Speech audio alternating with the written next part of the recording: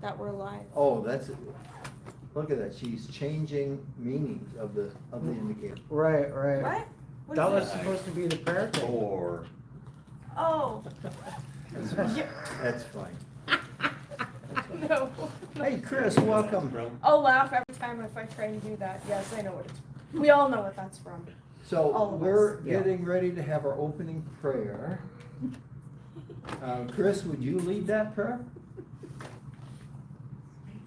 I see him, I don't know if he hears me. I don't think he hears me. Michael, could you lead the prayer? Michael, do you hear me? There you go. I can hear you. Okay, Okay. let's pray. Loving Father, thank you. A beautiful day here.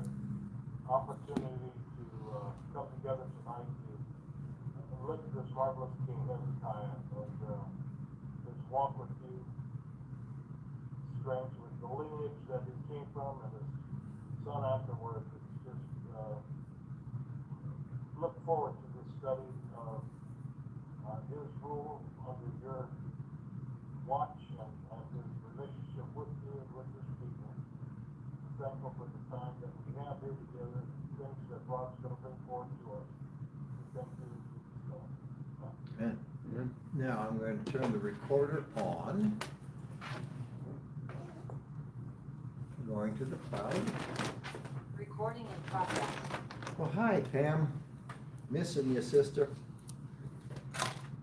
Okay, tonight, as Michael indicated, we're going to continue our look at King Hezekiah. Chapters 36, 7, 8, and 9 are an excerpt from, almost verbatim, from 2 Kings 18 and following. And you might wonder, well, why would Isaiah do that? Why is there this duplication of material? That which the prophet who wrote Kings, possibly Ezra, or I think he was Chronicles, or one of the prophets that wrote Kings, and then Isaiah. Why this duplication of information? What did we talk about last week that might tend to answer that question?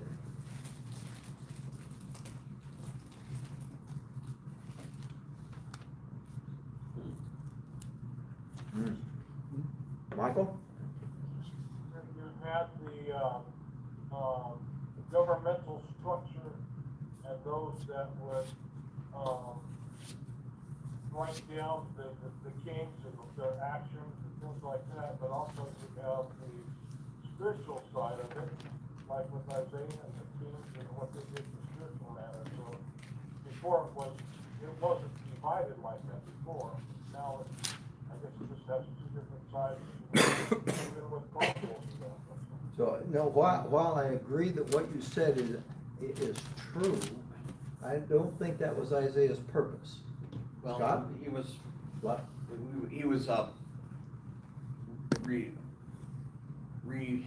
rehashing, reiterating things that he'd said in chapter 8, and so maybe that has something to do with it. Chapter 7, chapter 8, chapter 10 all talked about the Assyrian threat. And we remember very clearly what God said through Isaiah to Ahaz. 7 verse 9, if you will not believe, you will not last. And so he didn't believe, and he hired Assyria to take care of the two minor threats. And then Assyria became, chapter 8, the flood that just inundated the entire nation, came right up to the neck, probably the city of Jerusalem. Many of the, probably almost all of the walled and the fortified cities of Judea succumbed to Sennacherib, to the Assyrian invasion. But chapter 10, if you recall, God said to Assyria, you think you're something, you're just the axe in my hand. And when I'm finished with you, I'm going to punish you. So there's these prophecies that were made earlier in the book. Now we have this historical record of God keeping his word. And I think that's the key thing of why it's included in Isaiah. It's not different than the others, but it's in a different setting, it's a different context. Or can I say it this way, Isaiah is drawing a big red circle around those 4 chapters in Kings and saying, this is what I'm talking about.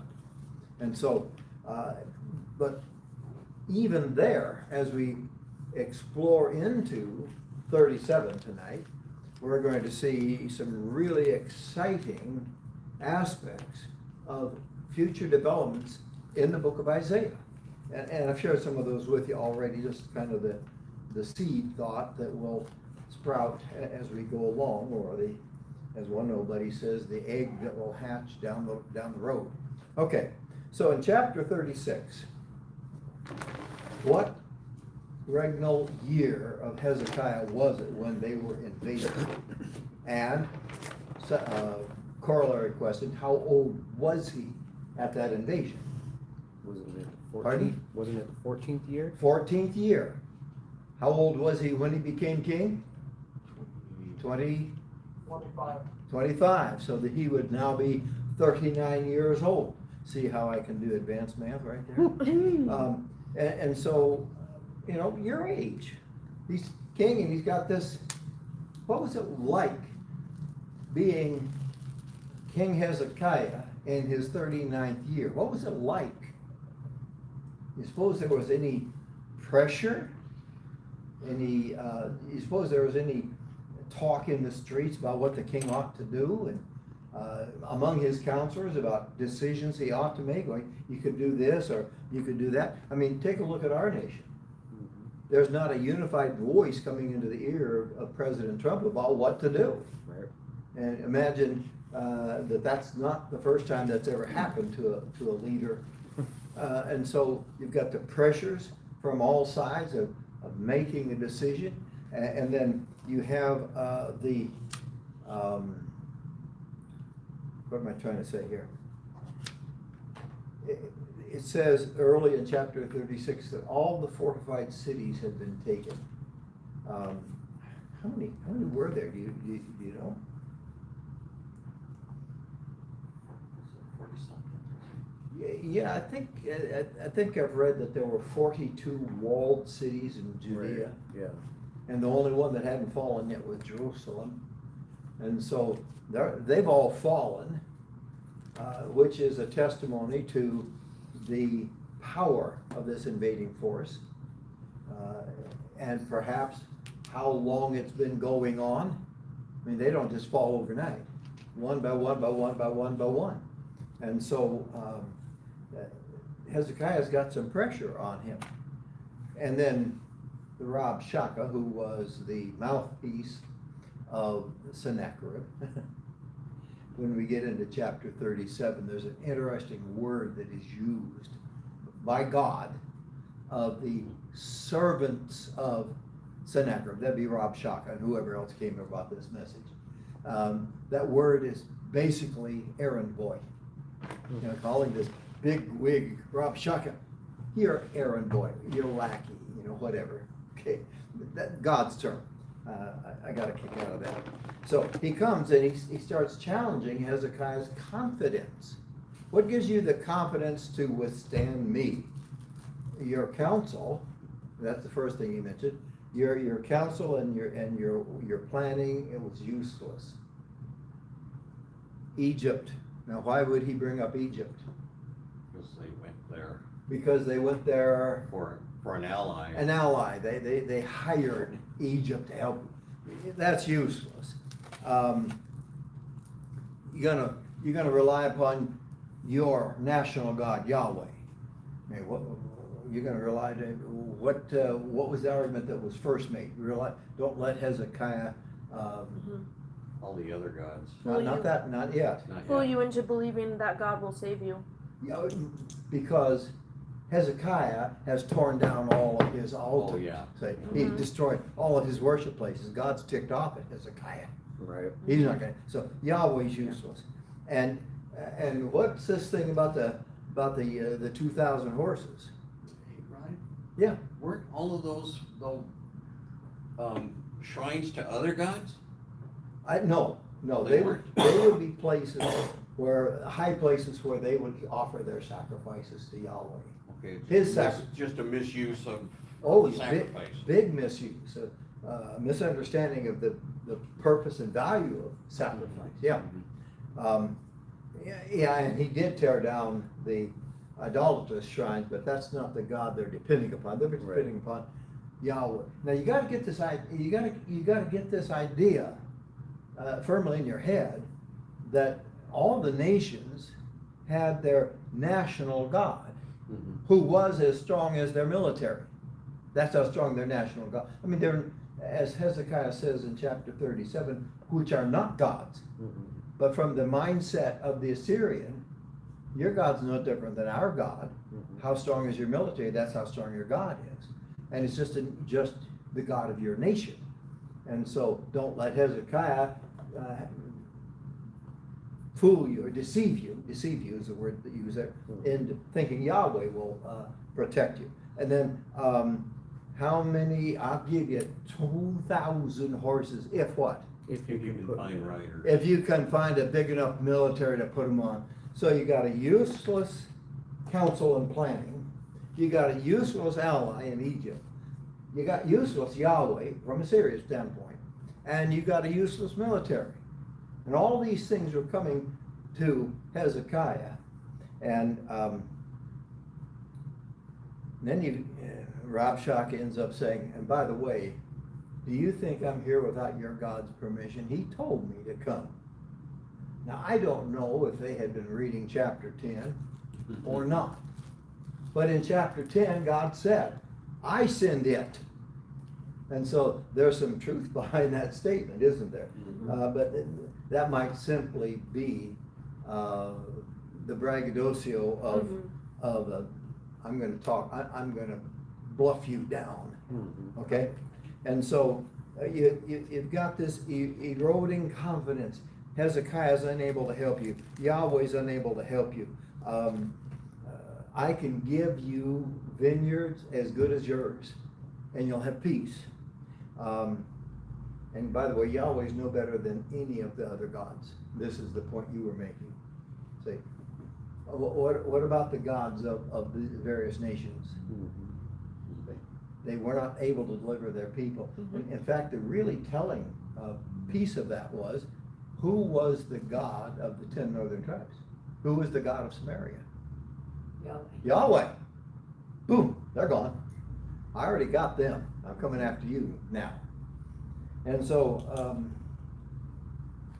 but we get into chapter, and that's kind of a thumbnail sketch of what we saw in chapter 36. He obviously, though, didn't understand what was really going on with the 10 tribes, because Yahweh was not their God. Well, from a political standpoint, Yeah, Yahweh was the God of that. but they were serving Oh, they were serving all kinds of gods. other gods. Nationalistically, But- that's but- probably. Right. So he was reading his cards wrong. Yeah, Mhm. for sure. Amen to that. Okay, so we get then into chapter 37, and I want you to see, I'm going to start Hezekiah's faithful response.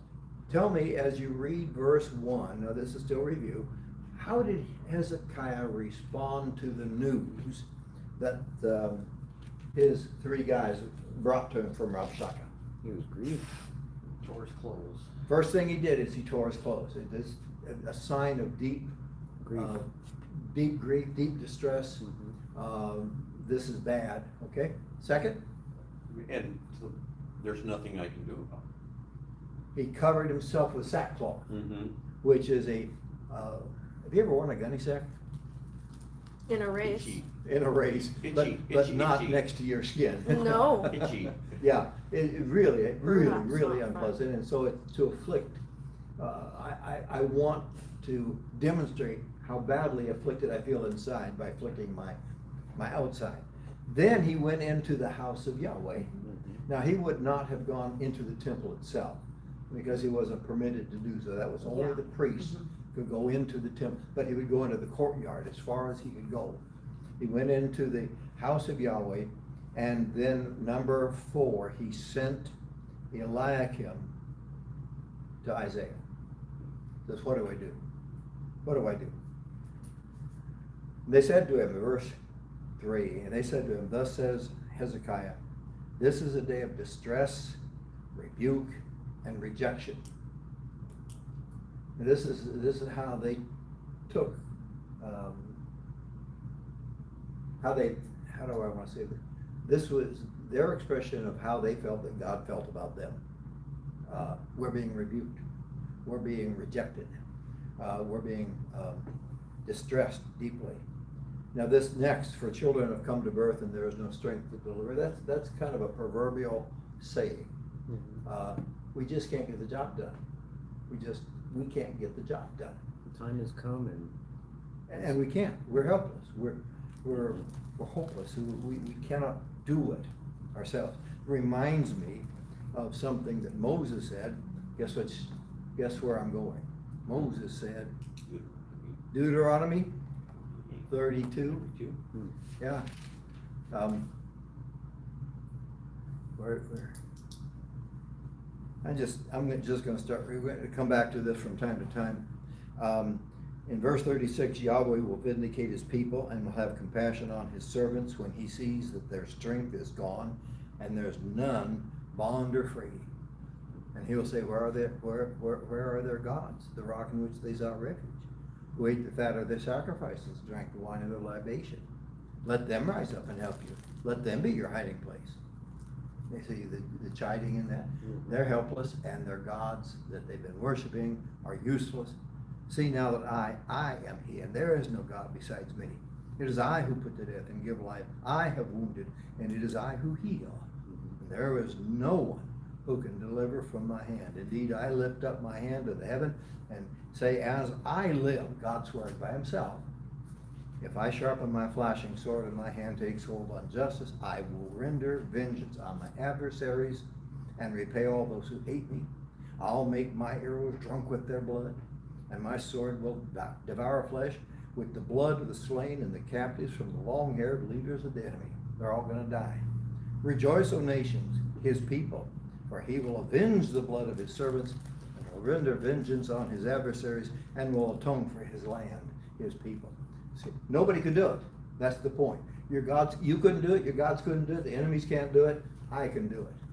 And this is a thing that we're going to see replicated in the book of Isaiah from time to time, especially when we get to chapter 40. Good stuff in chapter 40. But here he says,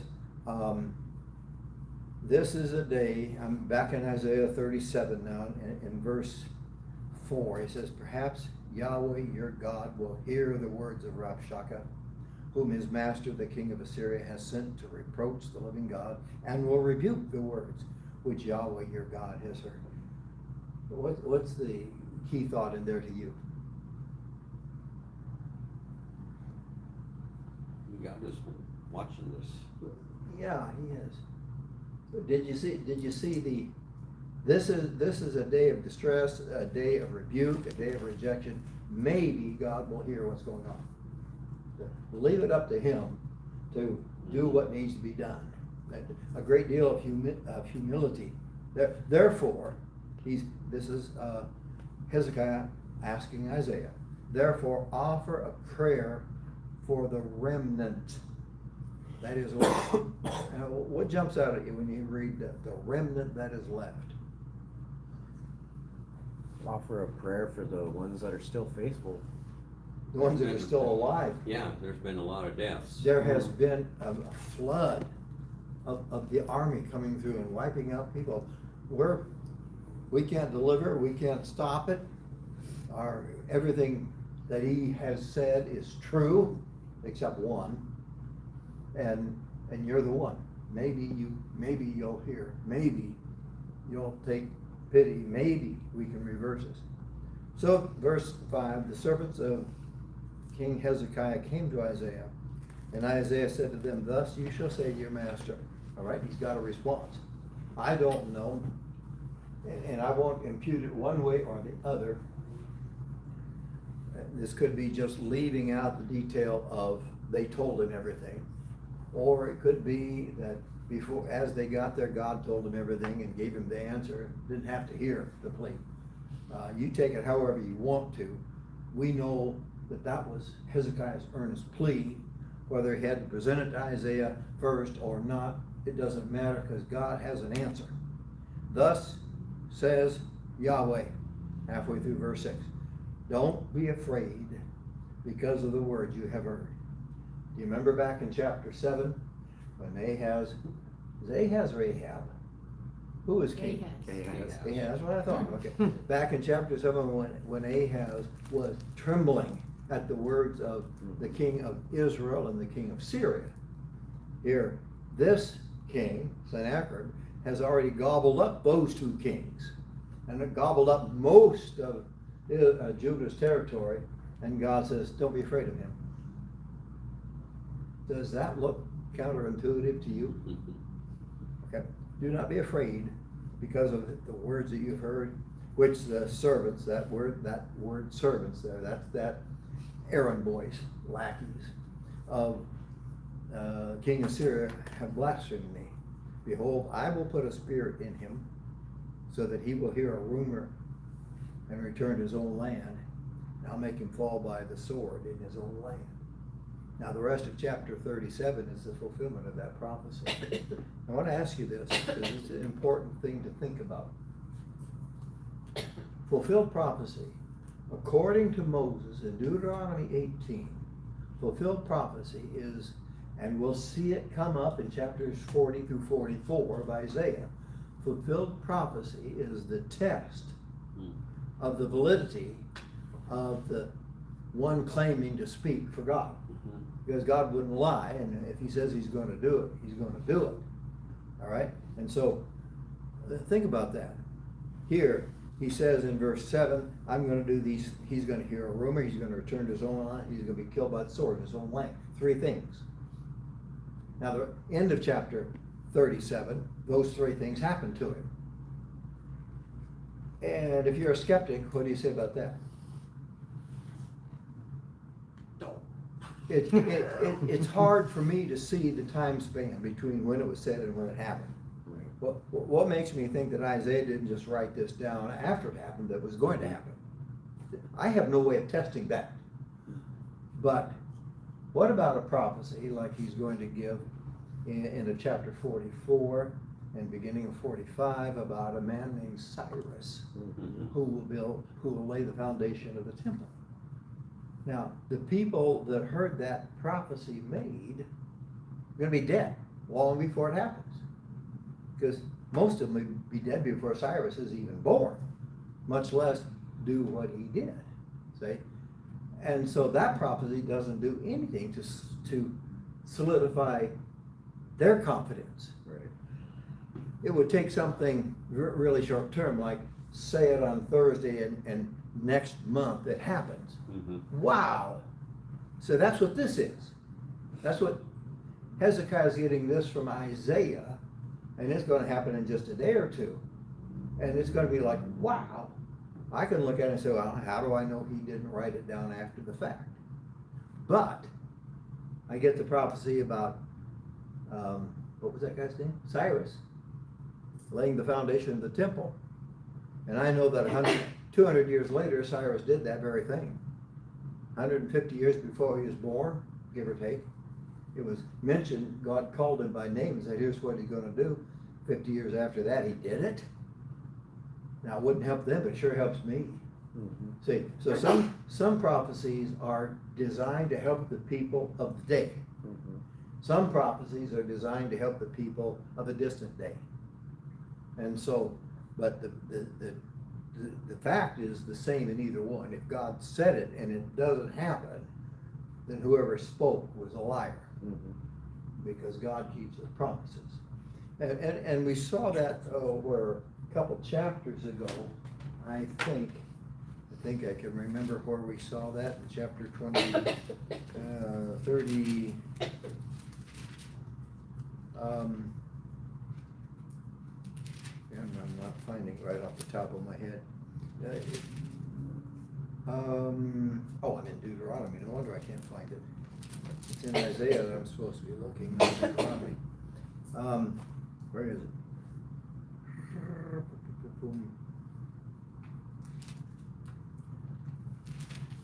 where he says, seek from the book of the Lord. Everyone will have its mate, none of them will be missing. Chapter 34, 8-16. Seek from the book of Yahweh and read, not one of these will be missing, none will lack its mate. In other words, every prediction will have its fulfillment. Okay, What's that's, that, Deuteronomy? no, it's Isaiah 34:16. Oh, Isaiah 34:16. And so that's kind of the premise of fulfilled prophecy, that if God said it, it's gonna happen. If you present as though you were saying it for God and it doesn't happen, Deuteronomy 18, that's a false prophet, don't worry about him. Okay, so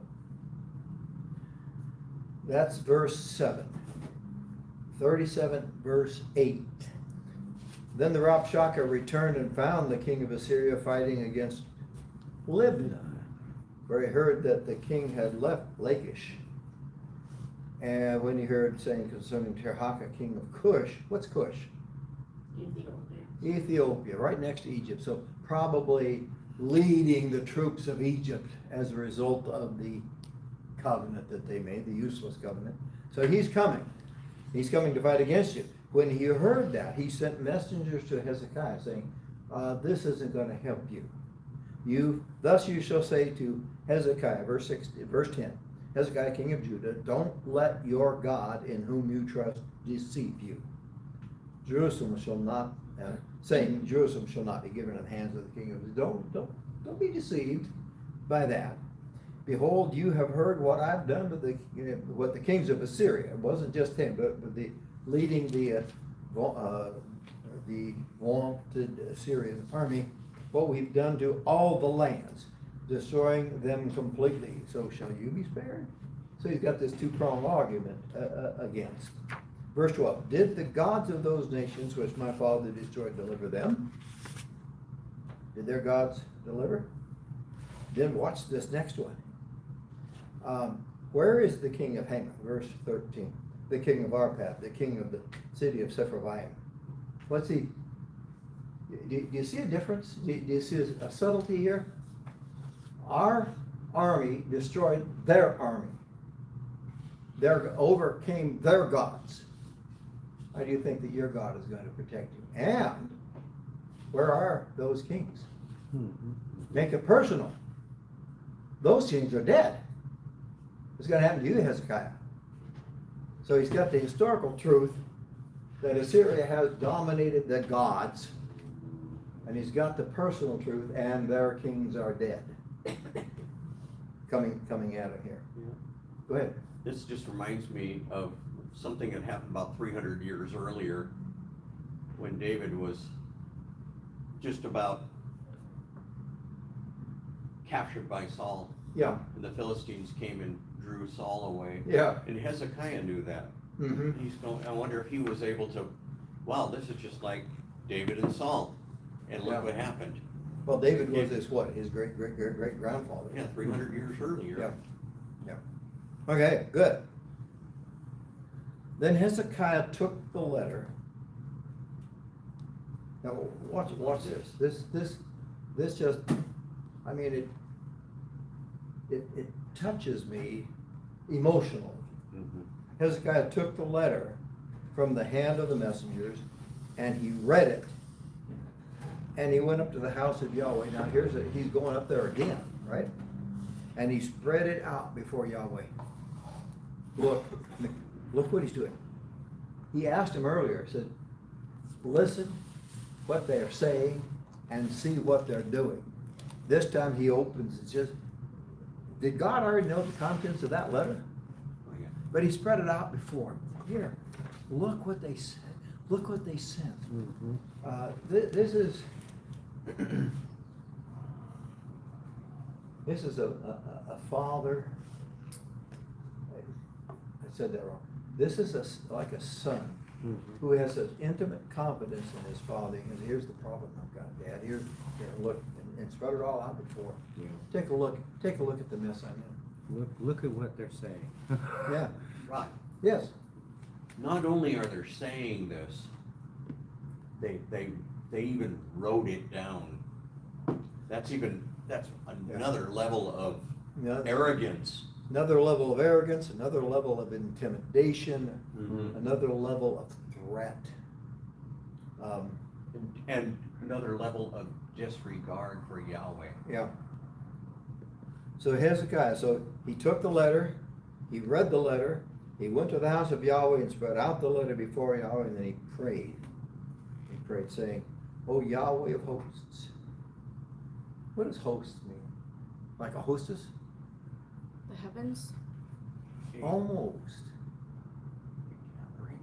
I think of the angels. The angels? Why do you think of the angels? I don't know. Okay? Because they're hosting heaven? Heavenly hosts. Heavenly host, okay? Mhm.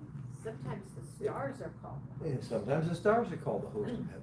Means vast multitudes. Hmm. And so it's often referred to of the advancing army. The mighty host that's coming after us. But you are Yahweh of hosts. You are the God of Israel. You are the God of Israel. And in verse 12, he was worried about the other gods. See, did the gods of those nations? Well, they weren't gods. But you are Yahweh. You are the Yahweh of the host of heaven. You are the God of Israel. You're enthroned above the cherubim. What does that mean? Enthroned above the cherubim. Or enthroned in, among the cherubim. Picture? Just the king of all of the hosts. And just the ruler, the creator. What's a cherubim? What's a cherub? I shouldn't say a cherubim. Cherubim is plural. Correct. Cherub. What's a cherub? It's A pudgy little thing that Angel comes out on little. Valentine's Day? it's No, I thought it was a warrior angel. Oh, well, not even, leave the word angel off, just a warrior guardian. it's what That guardian. A warrior, who is it that stood guard to keep Adam from the tree of life? A cherubim with a flaming sword. The Ark of the Covenant had a mercy seat on it. A mercy seat where God's mercy would rest. By the way, that word mercy seat in the Hebrews 9 passage is the same word that's used in the Romans passage for the cross of Jesus. The mercy seat represented where God's mercy was upon the people. It was a prediction, a prophecy, a prefiguring of the cross of Jesus. What was on the lid of the Ark of the Covenant? You got the mercy seat on top there. What else was on there? two cherubim. Two cherubim guarding it. Yeah, their wings touching each other. And when God was about to destroy, according to Ezekiel, chapters 1, and then chapters 10, 11, and 12, 8 through 12, 8 through 11 anyway, when God was about to destroy Jerusalem, just 100 years later, Ezekiel saw a picture of the cherubim attending to the throne of God and then being sent to take fire and scatter around the city. After God's glory left the city, the glory has departed. Think Matthew 23, where Jesus said, "Your house is left to you desolate." God's glory had departed before they could be destroyed. But it was the cherubim that were responsible for destroying, for guarding access to the tree of life, and for working the wrath of God against his people or any people.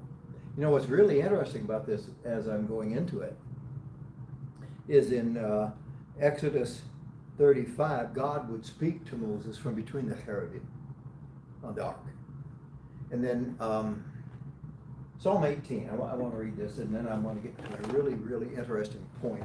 In Psalm 18, verses 1 through 10, that's Isaiah 18, Psalm 18, right? I love you, O Yahweh, my strength. Yahweh is my rock and my fortress, my deliverer, my God, my rock in whom I take refuge. Now, this is, if you look at the ascription is part of the Hebrew text. Psalm of David, a servant of Yahweh, who spoke to Yahweh the words of this psalm in the day that Yahweh delivered him from the hand of all of of his enemies and from the hand of Saul. And he said, okay, so this is his praise for the deliverance that he received. Verse 4, the cords of death encompassed me, and the torrents of ungodliness terrified me. The cords of Sheol surrounded me, and snares of death confronted me. What do you suppose that is? Remember the story you were telling about David and his men on one side of the mountain and Saul on the other side of the mountain? Don't think Mount Rainier, the mountains there weren't, they were rugged, but they weren't near that big. They could probably hear each other. They were that close. Saul and his 3,000, and David had 600. And they were that close. And this is how he described his emotions of that. In my distress, I called upon Yahweh and cried to my God for help. He heard my voice out of his temple, and my cry for help before him came into his ears. The earth shook and quaked, and the foundations of the mountains trembling, and were shaken because he was angry. Why was he angry? Because they were trying to hurt his anointed. God was angry when they got after David. You always ought to remember that. If you're a servant of God, he gets angry when his people are upset. One of the pictures that was just vivid in my mind, as they were stoning Stephen to death, what did he say? I see the Son of Man standing at the right hand of God. But earlier in the text of Acts, he sat down at the right hand of God. Get the picture. They're going to do that to my son, my child, my brother.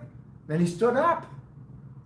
See? And so get this picture of God rallying to the support and defense of his people. Smoke went out from his nostrils, verse 8, and fire from his mouth devoured. Coals were kindled by it.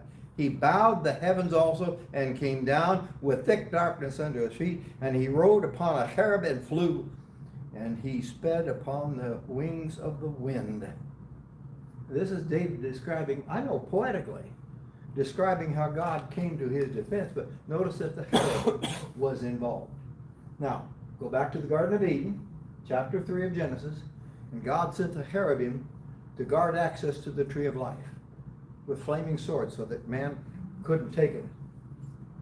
When the tree of life is presented again in the book of Revelation, how many cherubim were guarding access to it?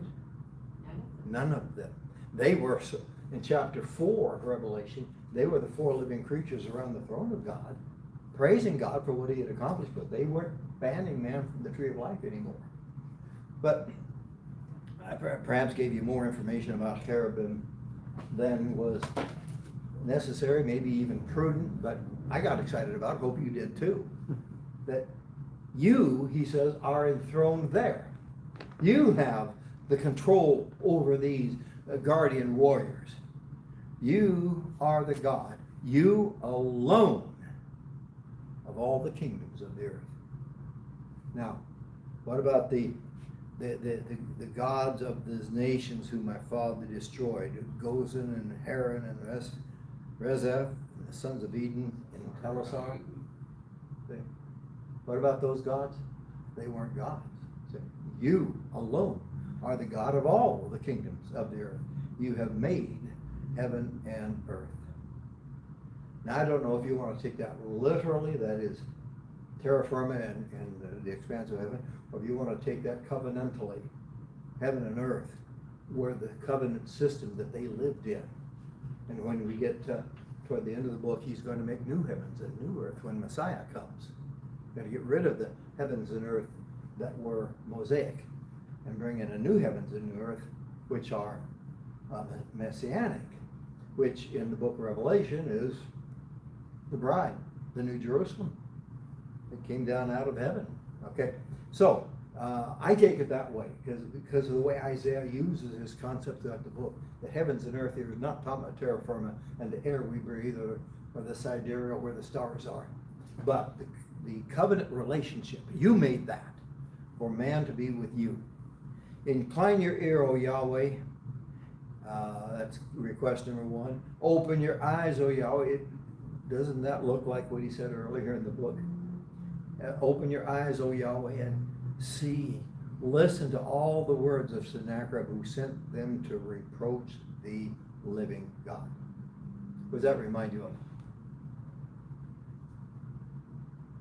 Taunting the living God, taunting the armies of the living God. Reminds me of David and Goliath.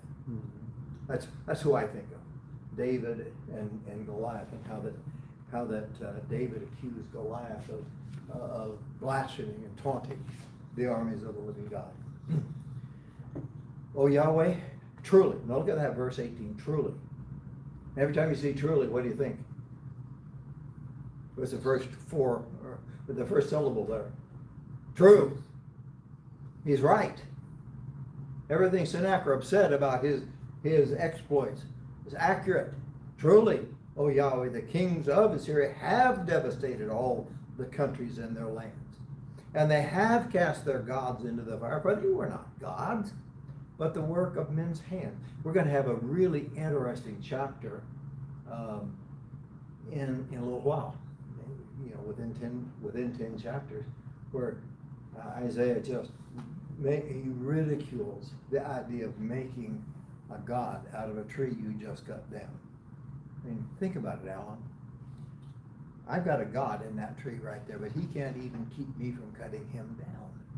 So how's he going to deliver me from my enemies? But they're gods. They're not gods. They're made from human hands. By the way, handmade versus made without hands. When you read the phrase made without hands, what do you think of? Like a circumcision made without hands, or a temple made without hands. What do you think of? Made by God. Made by God. Yeah. A stone cut without hands to hit the statue in the feet. Made by God. These were all handmade. What God made is without human hands. Like Paul said on Mars Hill, that you shouldn't think that the divine image is served by human hands as though he needed anything. Okay, it's Acts 17. Okay, handmade. Truly, I mean, they're right. They did conquer all those lands, and they did throw their gods into the fire, but they weren't gods. So they have destroyed them. And now, Yahweh our God, deliver us from his hand. Watch this. That all the kingdoms of the earth may know that you alone, Yahweh, are God. Why is that important? Is that just an arrogance? That all the earth, all the nations of the earth, all the kingdoms of the earth may know that you alone are God. This God, that God, that God, they fell to the hands of the Assyrians because they weren't gods. Is there a God that the nations can depend on that won't fall? Why is it important that all the nations know that Yahweh is the one true God? Not Allah, not any of the others, any of the 300,000 that the people of Egypt, India, thank you, I knew it started with an I. Why is this important? Come on, this is an important question. Why is it important that all, I mean, he's not being arrogant, is he? It's not like, my school is better than your school. See, I graduated from Kenton Reading High School, and our biggest rival was not Auburn, Renton.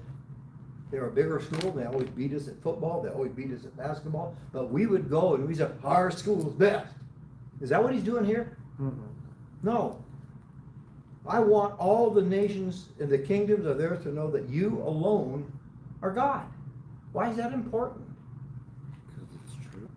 So that they can worship the true God. Yeah, here's a couple of passages we'll take a look at, chapters 43, 44, and 45. Not all the chapters, but some verses in each. In chapter 43, 8, it says, bring out the people who are blind even though they have eyes, the deaf even though they have ears. He's talking about his, we'll get that when we get there. All the nations have gathered together in order that the peoples may be assembled. Who among them can declare this? What God can tell you what I'm about to tell you? Who among them can declare this and proclaim to us the former things? Tell us what you predicted long ago that's coming true now. Let them present their witnesses that they may be justified. Or let them hear and say, it's true. You are my witnesses, declares Yahweh, and my servant whom I have chosen, in order that you may know and believe me, and understand that I am he. Before me there was no God formed, and there will be none after me. I, even I, am Yahweh, and there is no Savior beside me.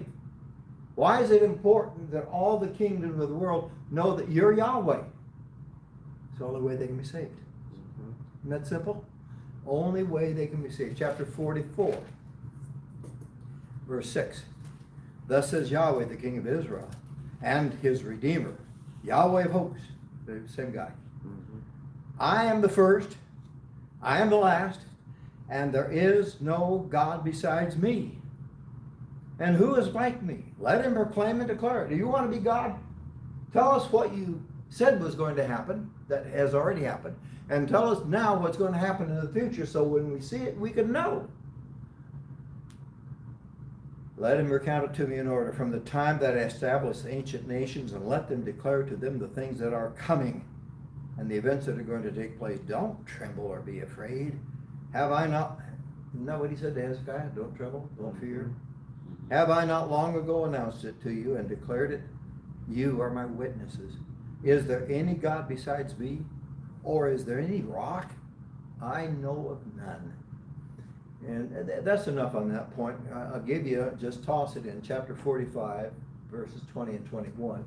Say pretty much the same thing. But I asked the question, why is it important that all the kingdoms of the earth know that Yahweh is the only God there is? Because he's the only Savior. All right? You know, Rod. Yeah. There's good people in those other nations. Yeah. And their only mistake is they're worshiping false gods. But God knows the heart, and he wants those people. Yeah, and I'm going to leave that totally up to him. Mhm. Of what he's going to do with people who haven't heard about him, but have the kind of heart that would follow. But this declaration that these kings need to know this so that they can worship me. Yeah, and so that they can. God, not me. Yeah, and so that they can share this with their populace. Yeah. Right. Yeah. Okay. He's being kind to them. Right. So, gotta hurry because we got a lot to cover here in this next little bit. Then, so here's Hezekiah praying. This is Hezekiah's prayer. Yeah, that's a great prayer. Then Isaiah, the son of Amos, sent to Hezekiah saying, thus says Yahweh, the God of Israel, because you have prayed to me about Sennacherib, the king of Assyria, because you laid it out before me, because you inquired of me, because you pleaded with me, this is the word that Yahweh has spoken against him. Now I want you to look in this next and tell me who she is and who you is. She has despised you and mocked you, the virgin daughter of Zion. She has shaken head behind you, the daughter of Jerusalem. Who's the she? And who's the you? Assyria is the she. And You are Jerusalem. so the you could be the virgin daughter of Zion. Right. Or the she could be the virgin. The daughter of Zion is laughing at you. I mean, you can take it either way. But you have been mocking my daughter, my wife, or my virgin daughter is laughing at you. Take it either way, because both fit, right? Whom have you reproached and blasphemed? So here, the you now is the king of Assyria. Right. So I don't know the switching pronouns. The you obviously is the king of Assyria in verse 23. Whom have you reproached and blasphemed? Against whom have you raised voice and haughtily lifted up your eyes? Ha ha! God, you can't stop me. Against the Holy One of Israel. Through your servants, that is your errand boys, your lackeys, you have reproached Yahweh. You sent a boy to do a man's job. Is what he's saying. But who did he send? The Rab Shaka, this high official. But God's saying, you sent a boy to do a man's job. And you have said, with me, my many chariots, I came up to the heights of the mountains. to the remotest parts of Lebanon, and I cut down all its tall timbers and its choice cypresses. You wanna go back and remember chapter 10? You are the axe in my hand. You're saying, I cut them down. You're bragging about what you did. And I will go to its highest peak and its thickest forest. I dug wells, drank waters, and with the sole of my feet, I dried up all the rivers of Egypt. In other words, there was no barrier, water or otherwise, that kept me from plundering Egypt. You remember when God brought Israel out of Egypt? He opened up the Red Sea. Well, the Assyrian is saying, I don't need God to open a Red Sea for me. I'll just go in there and take it. There are other ways to get into Egypt rather than just going through the Red Sea. So, I mean, that's why they had to dig the Suez Canal, right? They had to dig a canal to connect the Mediterranean to the Red Sea. So there was obviously ways to get in other than across that sea. But that's, I belabor the point. What he's saying is, I got this, I got that, I took this, I climbed that, the water couldn't keep me out. And then God responded in verse 26, have you not heard? Long ago, I did it. Now this, if you remember what we read in the future, it's there in chapter 43 and 44, who planned it in the past and it's come true now, who is planning now that it'll come true later. It says, long ago I planned for you to do this stuff. I planned it. From ancient times I planned it, and now I have brought it to pass. That's an interesting thing about the things God said he's going to do. Do you remember back in chapter 9 at verse 7, after that series of things about to us a child is born, all that, he says, the zeal of Yahweh of hosts will accomplish this. Here he says, long ago I did it, I planned it, and now I have brought it to pass, that you should turn fortified cities into ruinous heaps. Therefore, say, I planned it a long time ago, I brought it to pass now, therefore their inhabitants were short of strength. These other nations that you conquered, they were short of strength because I wanted you to conquer them. I wanted you to subdue them. They were dismayed and put to shame. They were as vegetation of the field or as the green herb. As the grass on the housetops is scorched before it has grown up. What's his point on those two lines? Just use your analyzing skills. Have you ever seen grass growing on the housetop? Around here, maybe it's in the gutters. Moss. Pardon? Moss. Or the moss, but it doesn't come to fruition. It dries up. It dries up, okay? As grass on the housetop is scorched before it has grown up.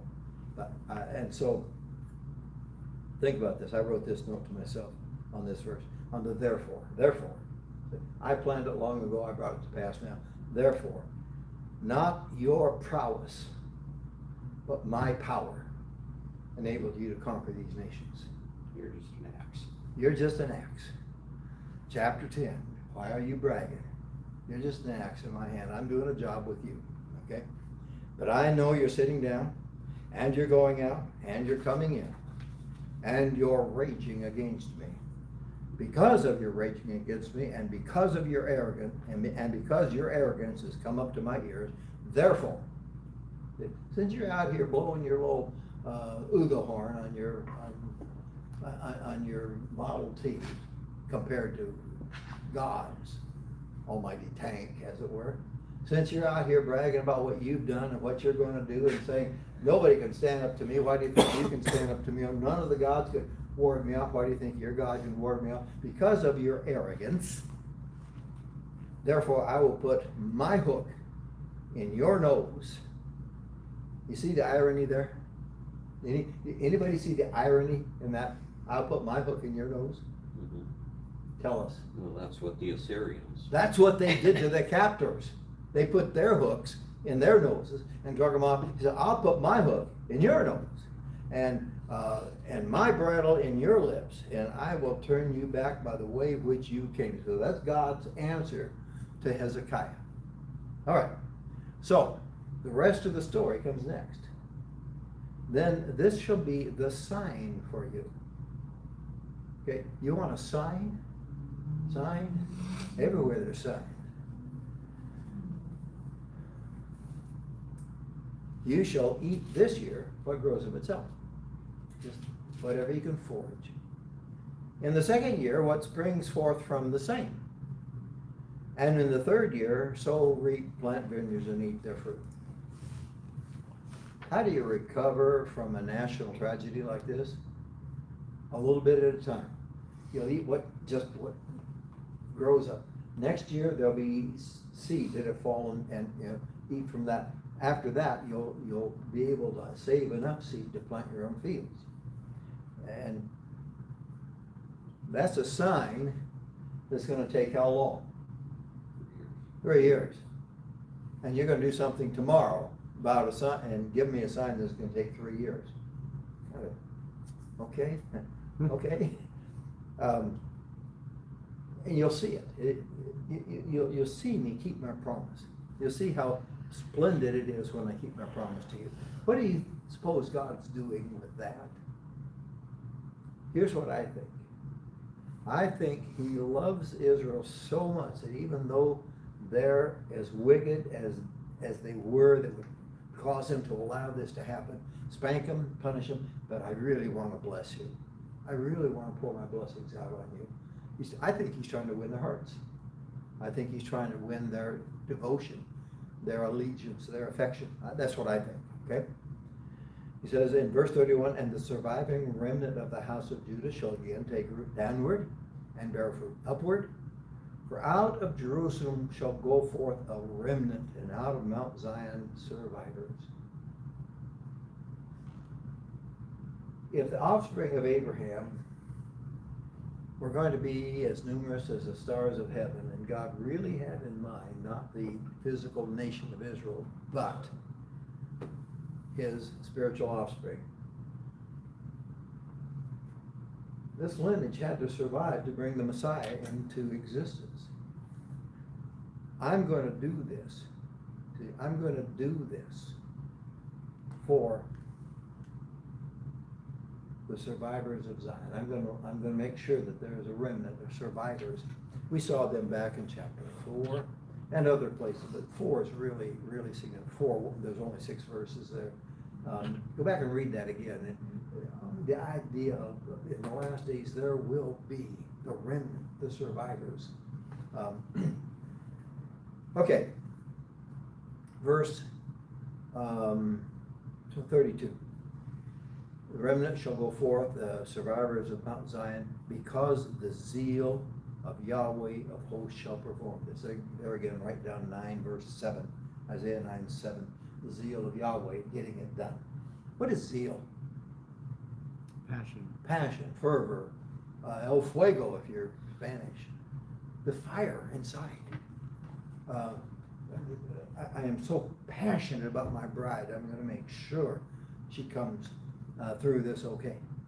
Therefore, and there's a therefore, verse 33, therefore, thus says Yahweh concerning the king of Assyria. He's not going to come to this city. In fact, he never did. He is not going to shoot an arrow there, neither shall he come before it with a shield, nor throw up a mound against it. There was no siege laid against Jerusalem. It wasn't that they were under siege and then he delivered them. He didn't even let the army get close enough to do the work of besieging the city.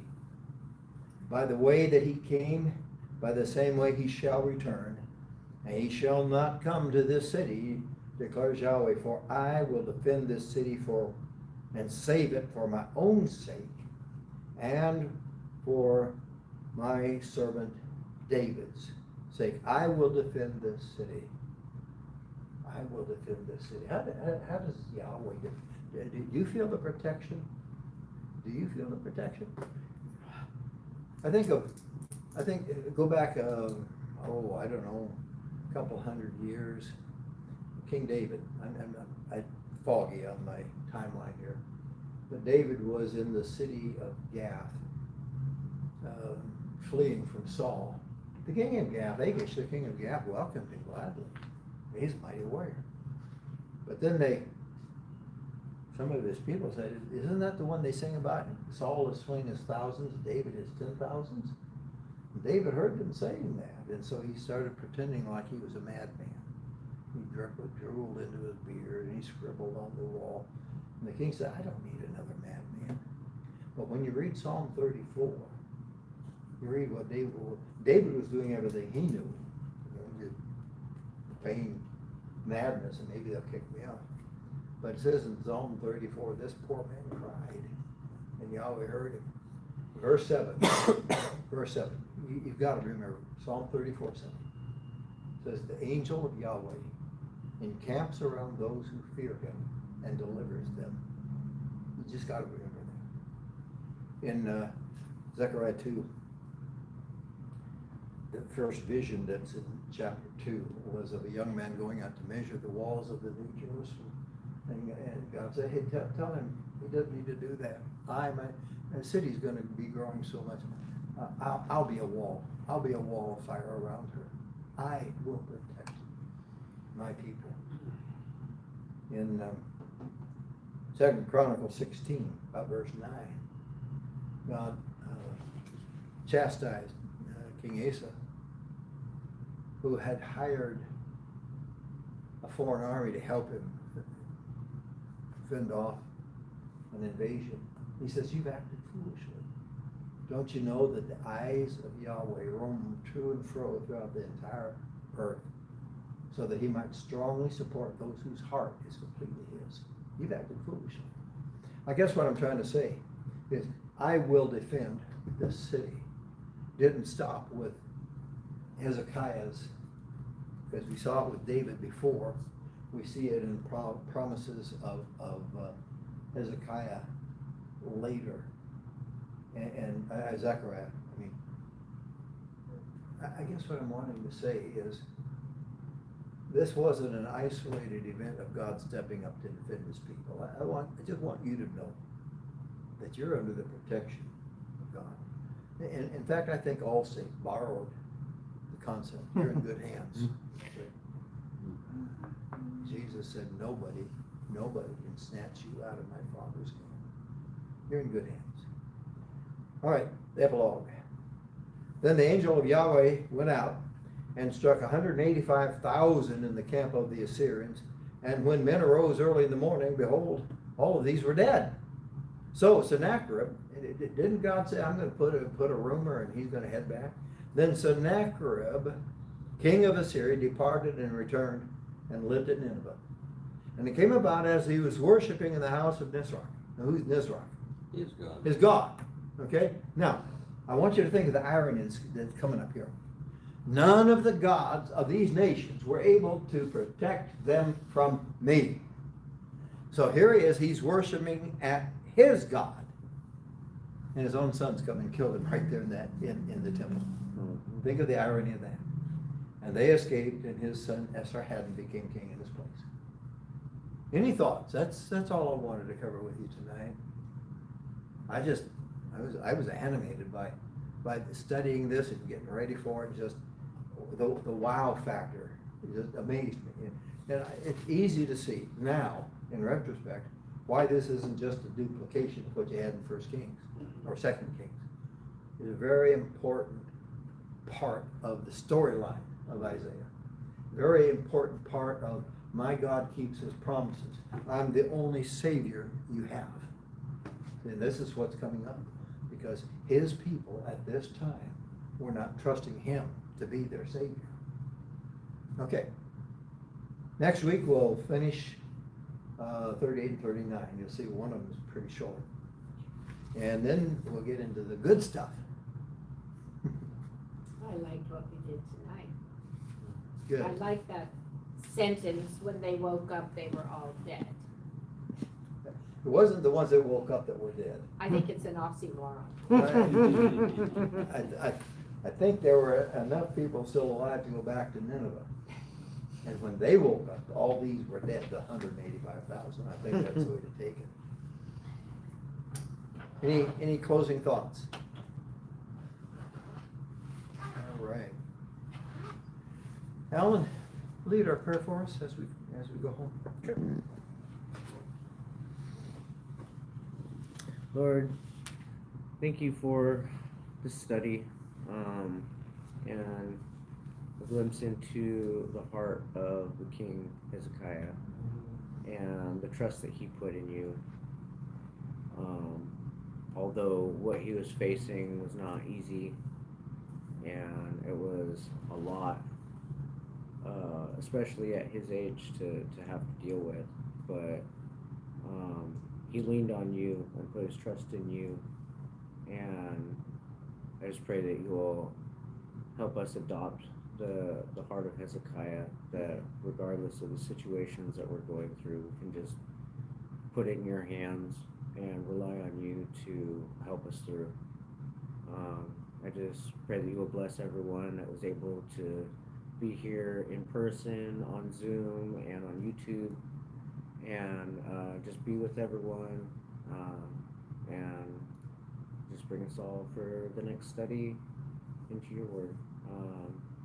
Just thank you for everything that you had for us tonight, and just be with us as we go our separate ways. In Jesus' name, amen. Amen. And, And the rows were the lepers. I'm sorry? The men that arose were the lepers. The lepers. It was lepers that found these dead Assyrians. That's a different story, but No, no, it's that story. it's that same story. Where did you read about that? Interesting, It's interesting. the lepers That brought food back to the, that and told them they were gonna keep all, remember, they not only brought food, they got a lot of, what was the word, booty. They Yeah. gathered booty, and then they came back and told Hezekiah. do you think there were babies in the camp? One other thing is that for my servant David's sake, I was just Good night, thinking, mother. I was just thinking, Jesus, you gotta save them, or Jesus isn't gonna come. Well, true, but my servant David would be 2 Samuel 7, a Yeah. promise that God made to David. So Yes. I'm doing this So it's as a blessing to David, but because of the David who is to It come. could be a double thing, Yeah, I'm sure it is. because they did call him David Yeah, too. throughout the prophets, Mhm. he referred to as David. All right. Good night, Mary. You're the only one left, just you. Good night. See you I'm Sunday. out listening. I know.